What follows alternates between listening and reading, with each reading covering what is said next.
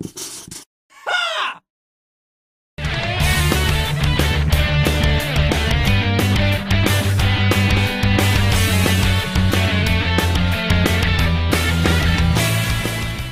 folks, today we're going to be talking about one word, gamer.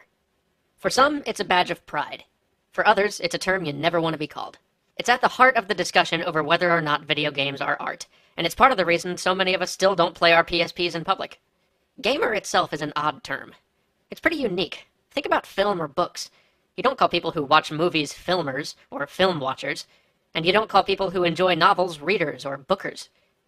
Actually, that one's kind of fun. Bookers. Where was I? Ah, yes. The fact is, none of those other mass media have a term analogous to gamer. The only other time you refer to a person by the media they enjoy, outside of games, is when the person is a kind of a connoisseur, or has an almost pathological obsession with that media. Film buff. Bookworm. A bibliophile or audiophile is not someone who merely likes books or music. They're someone who fixates on these media to the complete exclusion of other aspects of their life. I'm fine with the term ludophile, I suppose. Seems appropriate enough, and there are certainly cases where the word would accurately describe some video game enthusiasts, but it's not the same as a gamer, is it? Gamer is a tag given to almost anyone who plays games. Why is this? In part, it's because our medium isn't universally enjoyed yet. If I were to ask all of you, is there music that you enjoy? 100% of you would say yes. But if I were to go out on the street and ask people if they enjoy video games, I'd get a few no's, and a lot of others saying, I don't really play them. So is gamer simply a binary label to separate those who have tried games from those who haven't? Well, no, it means much more than that. It's a generalization to lump a group of people together. So what makes a person a gamer? Am I a gamer because I've spent thousands of hours playing games? I've also spent thousands of hours reading books. I've spent just as much time playing music, and even more time than that just listening to it. And I've probably spent nearly that much time watching television or films too. I'm a media soak. I consume media. But the only label I get is gamer. Why should games define me? That question is at the heart of what gamer means. The term itself is vague, almost to the point of being meaningless, but it finds meaning in the stereotype that surrounds it. The stereotype is one we've always known. It's the Cheetos-eating, basement-dwelling troglodyte that lives with their parents or never leaves the dorm room. It's the ultra-hardcore, gay-bashing, noob-hating shooter fan and the 8-year-old teabagger. These are the images that are wrapped up into a single package under the term gamer. And I guess some of that's on us. It's our responsibility to change that. That's where we just have to grow up a little and stop using games as a way to vent our insecurities or flee from an unaccepting outside world. Just because games can be great for occasional escapism doesn't mean they're a place to hide. They should be objects of joy, exciting, exhilarating, life-affirming. Games show us what we could be. They show us each day that we can succeed and overcome. But don't get me wrong, this unpleasant gamer stereotype isn't all our fault. Part of the ugliness behind the term comes from a frightened, neophobic world that's no more secure or mature than the groups it labels.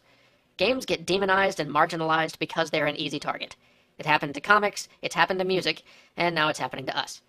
People who don't understand the medium and won't take the time to become informed about the things they criticize have perpetuated a stereotype that is no longer true, and honestly, probably never was.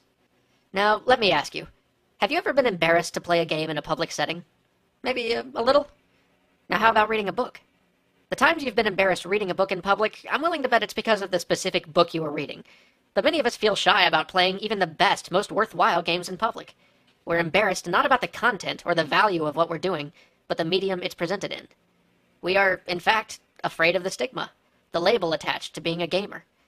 I've met many gamers who even lead a double life, proud to be a gamer amongst their gamer friends, but in ardent denial when not. Sound a little familiar? It sure does to me. Well, it shouldn't be that way, and we can't let it continue. This gamer label and stereotype need to go. Playing games is a normal activity, and there should not be any shame attached to that. So how do we get there? First off, the good news. We're on our way. Conan O'Brien can make cracks about Halo on a major network, and Ice-T can tweet about how elite his Call of Duty skills are. The sheer value of the medium and the joy it brings are slowly winning out. Rejoice, people. Gaming is finally becoming the norm. But it's not going to happen on its own.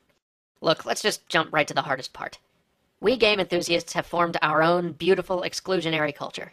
We have our own jokes. We have our own vocabulary, our own music, and our own heroes. This is a beautiful thing, and I wouldn't change it for the world. But one of the unfortunate downsides of it is that it's set us apart. As a response to the stigma that is associated with gamers, many of us have chosen to associate only with other gamers. This only reinforces the stereotype of gamers as antisocial people.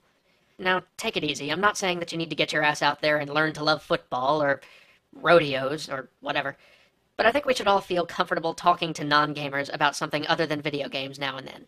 Second, some of us have become the loud and proud type, choosing to take back the term gamer by being in your face about our love of games, and that's not really helping.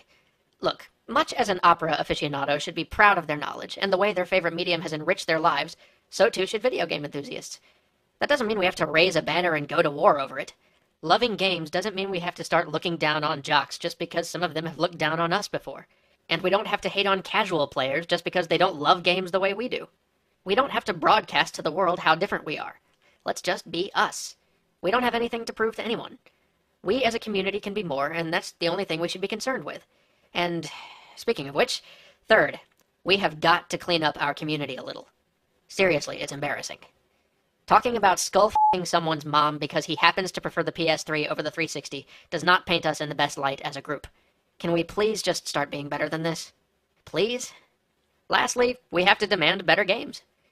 We're getting to the point where we have a library of games to turn to when someone tries to tell us games have no value, or that video games are just mindless killing. But as an industry, we can do so much more. Don't settle for second-rate titles. Don't let your friends settle for them either. Friends don't let friends buy shovelware.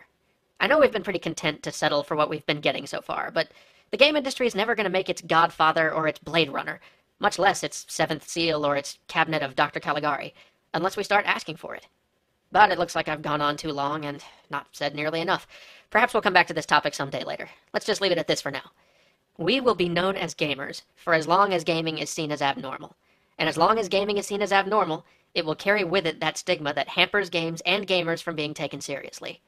We should absolutely be proud of the fact that we are pioneers in this new medium, embracing it in its earliest stages. So, as gaming's evangelists, let's try to act with the respect and dignity that this medium deserves. Let's disprove, once and for all, the lie of what it means to love video games.